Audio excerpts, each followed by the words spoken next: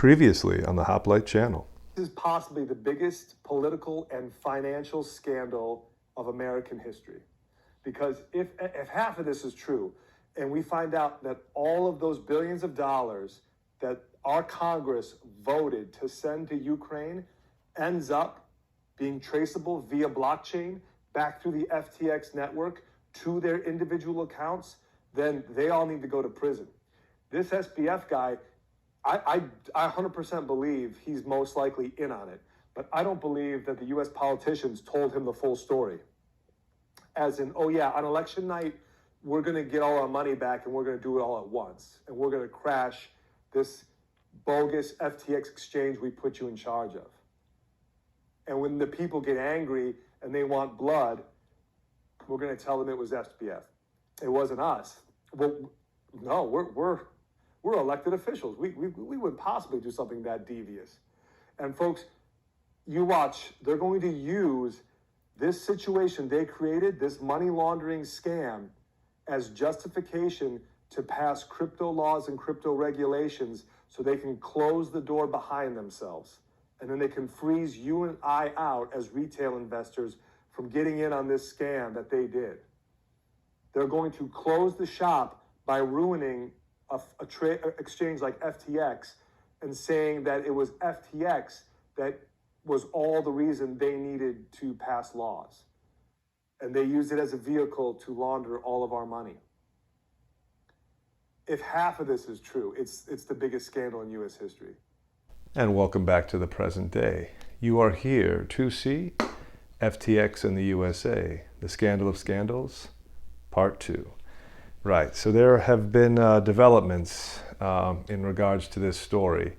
And I was thinking back to the first episode I had done on FTX and the USA, and this second part is roughly 7 months after the implosion of the cryptocurrency exchange FTX, and we have news to go over.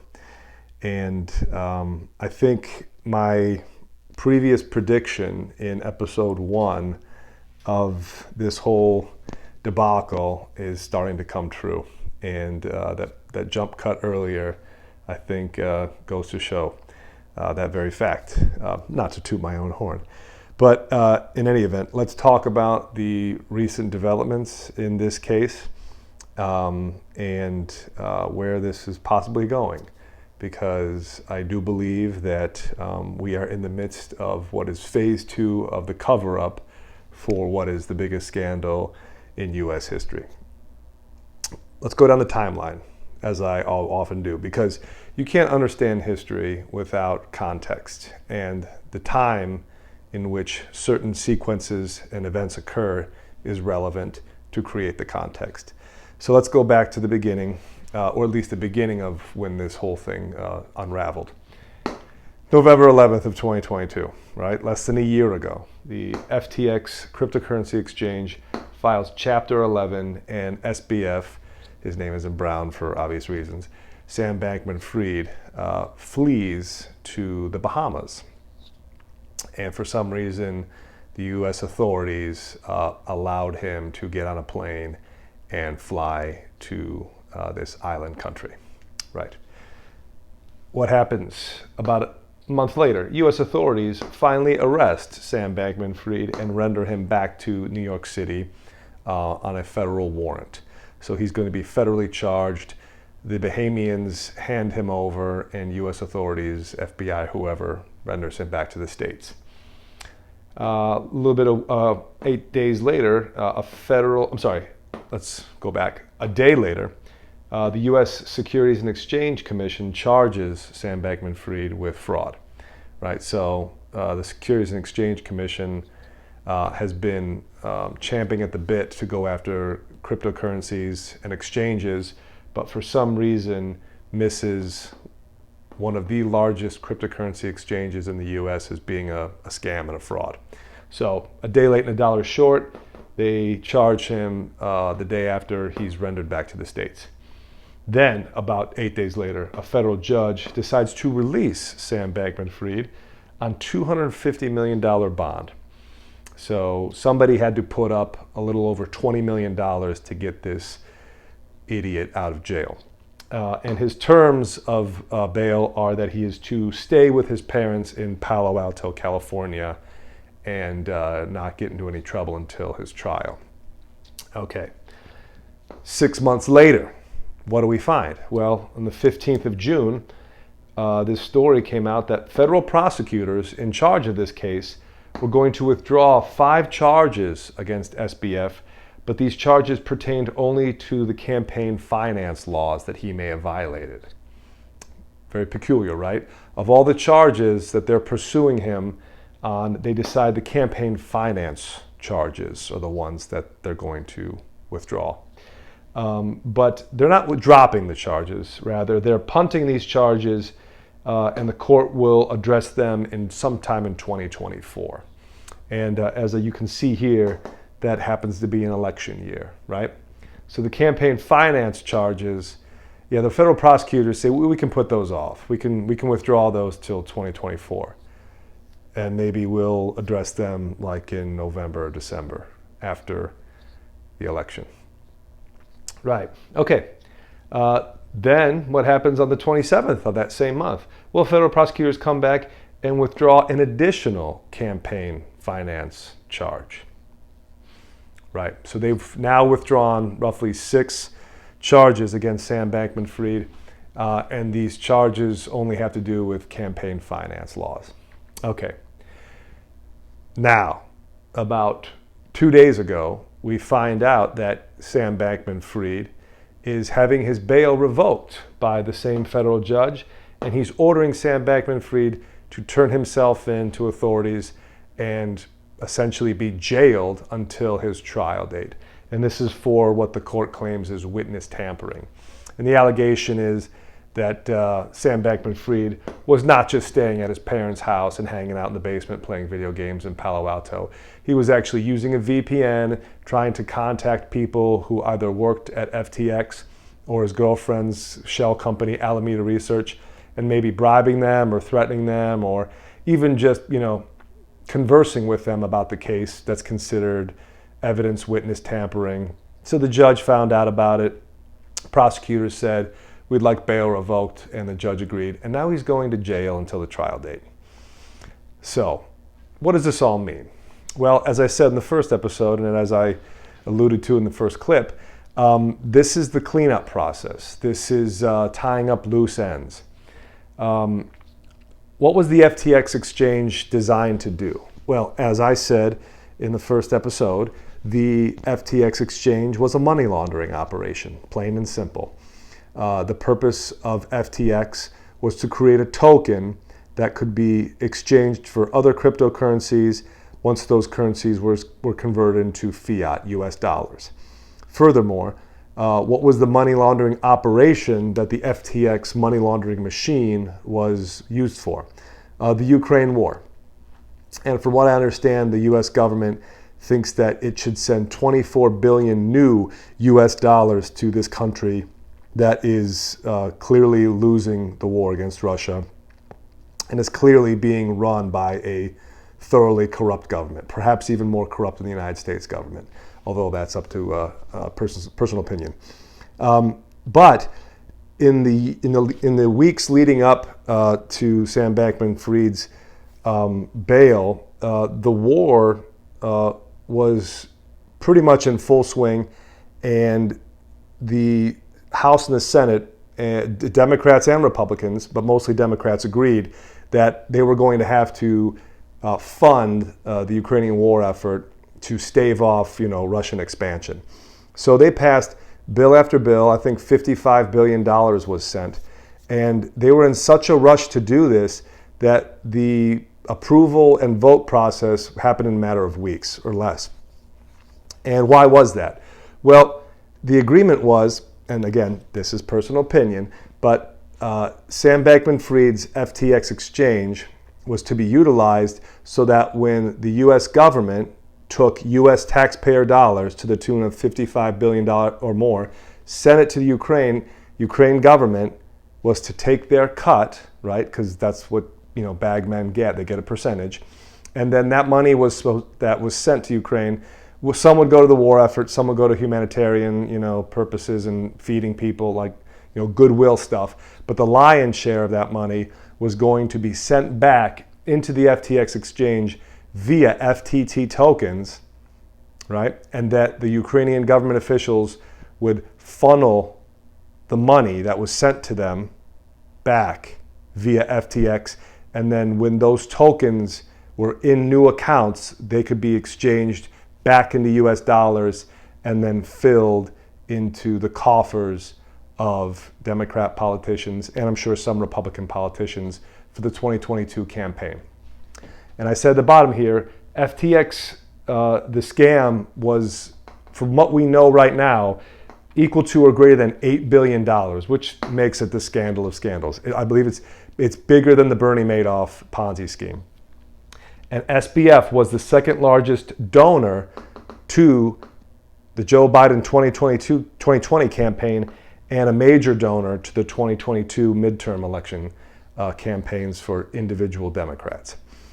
But what happened and why did it collapse? Well, as I said in the first episode, Changpeng Zhao, who is known as CZ, and he is the owner of the Binance exchange, which was a competitor exchange with FTX, knew that they were in trouble because most of their assets were based on this worthless FTT token. It was, in every sense of the word, a Ponzi scheme. He offered to buy FTX. Sam Bankman-Fried, knowing that his Ponzi scheme was soon going to collapse and he was going to be holding the bag, was setting up a deal where CZ would buy it. And at the last minute, CZ pulled out and the whole thing collapsed as there was a bank run, a money run on everything within FTX that could be converted into fiat. And that's why it had to be dissolved into Chapter 11. And that's why Sam Bankman-Fried is now the patsy, right? He's the Lee Harvey Oswald of this whole thing. And I do believe to this day he was put up to it. The guy is not that bright.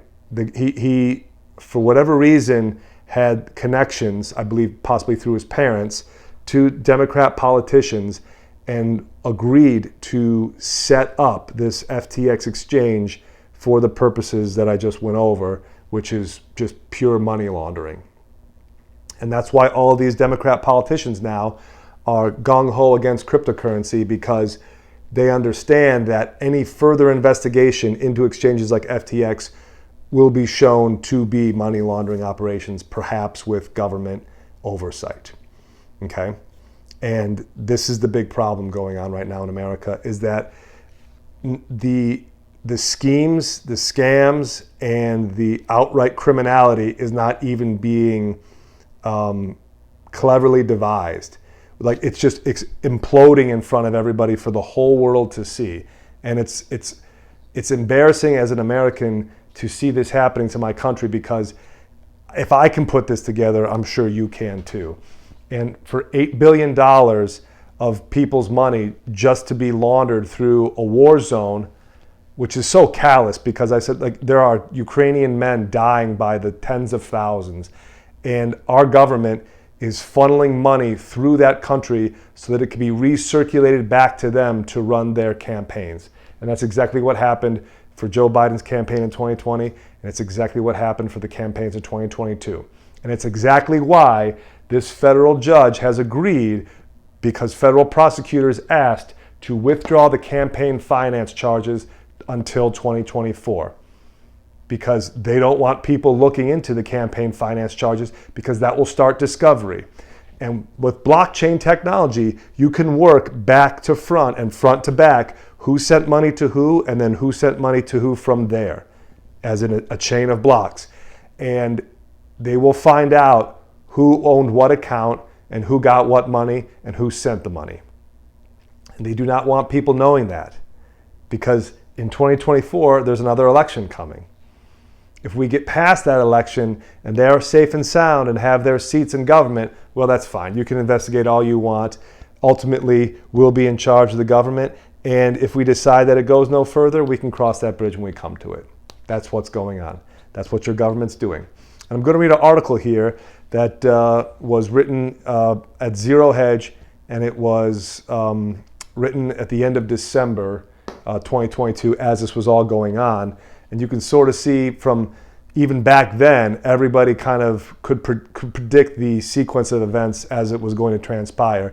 And here we are, August, and Sam Bankman-Fried is on his way to jail. Okay, I'm going to read the article and I'll post it for you to follow as I go and I read. Okay, SBF was meeting with senior White House officials shortly before FTX collapse. It's by Tyler Durden, Friday, December 30th, 2022. And it begins, FTX founder and accused crypto crook Sam Bankman-Fried met with senior White House officials on at least 4 occasions in the months leading up to his firm's massive implosion, Bloomberg reports. On September 8th, SBF met with senior Biden advisor Steve Ricchetti in a previously unreported encounter. White House officials familiar with the matter said the meeting was, quote, the latest in a handful of sessions, according to the report. Bankman-Fried had at least 3 other previous disclosed in the White House visitor logs. They include one on April 22nd, another on May 12th, each with Ricchetti, and one a day later on May 13th with Bruce Reed, another senior Biden aide, officials confirmed. The final meeting is recorded in the logs as 2 meetings held back to back, but was 1 meeting, officials said. Some of the prior White House meetings included others from FTX, according to Bloomberg. What's more, Bankman-Fried's brother, Gabriel, held a March meeting of his own and was also at the May 13th meeting, bringing the total number up to 5 meetings that involved one or both brothers. According to one source, politics were not discussed, despite SBF being a Democrat megadonor credited as a major factor in President Biden's 2020 win. Instead, the brothers allegedly talked about general matters related to the crypto industry and exchanges, as well as pandemic prevention related to the foundation guarding against pandemics run by Gabe Bankman-Fried, according to an official. SBF now faces several criminal charges related to the collapse of FTX. His ties to Washington have come under the microscope since the collapse of his exchange, as Bankman-Fried gave millions of dollars to Democrat politicians, becoming the party's second largest individual donor in the 2022 session. One person familiar with the meetings, speaking on the condition that they not be identified, said that politics was not discussed at the White House meetings. While Bankman-Fried, or SBF as he's known, lived in the Bahamas, he made frequent trips to Washington, testifying before Congress and meeting with key regulators, including the Securities and Exchange Commission and the Commodities Future Trade Commission, as well as with White House officials.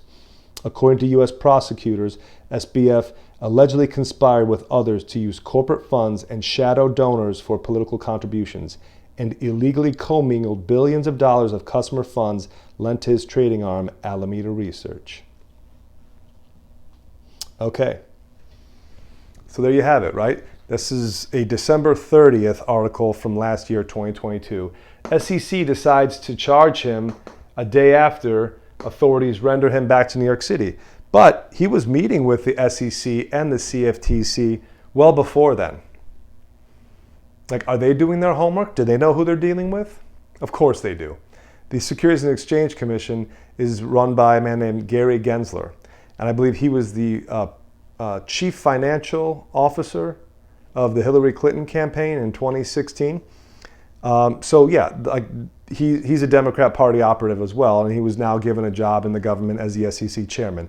There's no way that he didn't know this FTX exchange was essentially a Ponzi, was a pyramid scam. And I don't believe the CFTC was any less unaware of what this was all about. So why is he being arrested now? Why is he being sent to jail? He was released on bond back in December of 2022. That seems kind of crazy, right? This kid allegedly helped orchestrate, or at least maybe unilaterally orchestrated, the biggest money scam in our nation's history. And a judge lets someone put up $25 million and he walks free on bond. Bernie Madoff didn't walk on bond. There was no such thing for him. I think he put up a $10 million bond, but there was no. He did not have months and months to walk around as a free man. I could be wrong about that. If I am, correct me in the comments. But this was a massive scandal, and this guy was meeting with this Ricchetti individual and this Bruce Reed guy, who were senior Biden White House officials. and they weren't talking politics. Do you believe that? Do you believe this guy that's running this, I believe FTX at one time was the second largest exchange in the US, and do you think they weren't discussing politics with this kid? Even though they admit he is the second largest donor to the Biden campaign in 2020 and a mega donor to all the other Democrat politician campaigns? You think they weren't talking politics? What were they talking about? The future of crypto and how the Washington football team was going to do the following Sunday? No, this was about business. This was about, are we getting our money's worth out of you, kid? Are you sending money to where we need it to, and are we getting it back from those sources? If yes, great. If not, why not? And this brother's coming in with another front, right? What was this called? You got to love these names they come up with. The Preventing Pandemics. Yeah, it was like the Preventing Pandemics group. Guarding Against Pandemics, that was the name of it. Yeah. It sounds like another front. It sounds like an FTX, but with a humanitarian pandemic angle. They're all fraudsters. They're all scum. They're all thieves. Everybody. SBF, the people in your government that allowed this to go on, the people in your government who benefited from it. Do you think any of these people that trusted in FTX as retail investors are going to get their money back? No, because if these campaign finance charges are dropped, that means any money that went to fund people's campaigns aren't going to be looked into by a court until after 2024. And I can guarantee you they're not going to go anywhere, even if they are addressed in 2024, because as I said, that would mean the court would have discovery. They would look into whose campaign benefited from what, and they'd all be exposed. So if you lost money to FTX, very good chance you're not ever going to get it back. And SBF is now going to jail because he violated his bond, as in he wasn't playing ball anymore, because he knows they're going to screw him. He is the Lee Harvey Oswald. He's the patsy. He's meant to go down for this. They gave him bond to make him feel nice and cozy that everything was going to be okay. But when he started to talk to witnesses and distrusted the people he was working with, Democrat Party operatives, they got wind of it. And now they brought the hammer down, and he's going to be put in a jail cell, where I'm sure he's going to be taken very, very good care of, like some other folks in history that we might remember. But we'll just have to wait and see. Okay, thanks for coming back for this. Hope you enjoyed it. This story is insane. And it's amazing now that Trump is under investigation and has been indicted, a former president. Joe Biden, with his documents possibly being looked into, although doubtful. The Hunter Biden stuff. All these stories that are front and center. Meanwhile, this one now is old news and nobody really cares, despite the fact that, as I said, it was an $8 billion scam, the biggest in U.S. history, that potentially involved a war that we were funding via proxy, and that money that the American people were paying to their government was being laundered through that war zone back to individual politicians who may have just pocketed it personally. They may have just stuffed their bank accounts, and we don't know. And now we won't know until after the 2024 election. That's what I'm betting on. But anyway, that's where we are. I appreciate you being here.